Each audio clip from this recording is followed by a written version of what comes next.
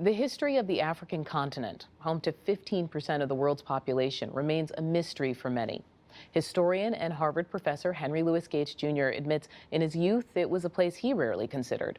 Now he has a new PBS documentary series that reveals great moments in the continent's pre-colonial history.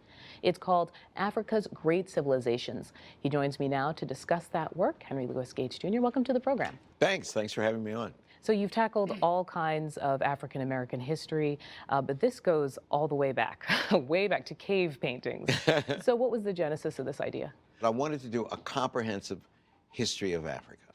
And this is it. Been thinking about it for 5 years. Took us a year to shoot. We went to 12 African countries. And it's exhilarating. 6-hour series on 200,000 years of African history. When I was growing up, Africa was a place to be avoided, even for black people. Our images of Africa came from Tarzan and Ramar and Sheena of the jungle. And we were embarrassed about Africa. Yes, you talked about the effort to kind of distance, right? It was used as an insult within the community. You black African? Oh my God, that was like the N-word. But all that changed for me. It began to change in 1960 when I was 10 years old and 17 African nations became independent. And I had a very smart geography teacher, Mr. McHenry, our only male teacher. And he was very much into current events.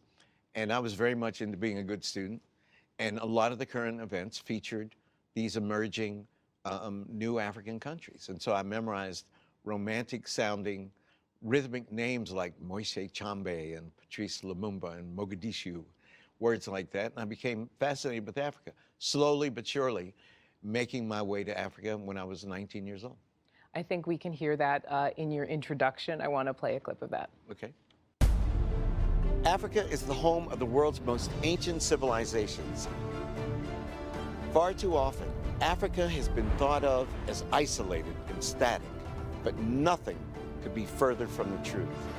The roots of every family tree trace here to Africa. And so does the history of civilization.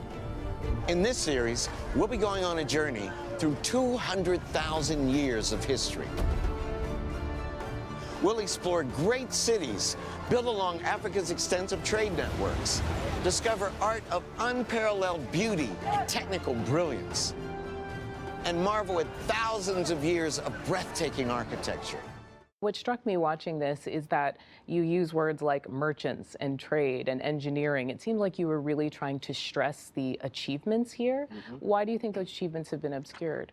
I think the achievements of Africans have been obscured, first of all, because of slavery.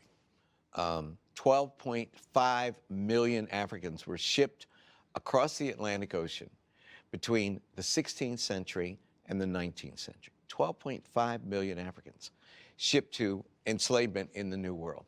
And then, after 1884, which was the conference in Berlin, when European powers sat down, looked at an empty map of Africa and basically carved it up like you carve up a pizza pie. And they go, you're Spain, what do you want? You're Italy, what do you want? You're England, what do you want? You're King Leopold. He personally got the Congo. So they had to create a fiction of Africa as an empty place or a static place full of primitive people who were stuck in time. And those were ostensibly our ancestors. But the pre-colonial world knew all about Africa. There wasn't a moment really since the ancient Egyptians when northern Africa, the Mediterranean world, and the larger world was not in touch with African civilizations, with some part of Africa. The Red Sea was a highway. The Nile was a highway. The Sahara was a highway, particularly after the domestication of camels. And the Indian Ocean highways. The emperor of Great Zimbabwe ate off porcelain plates that came from China.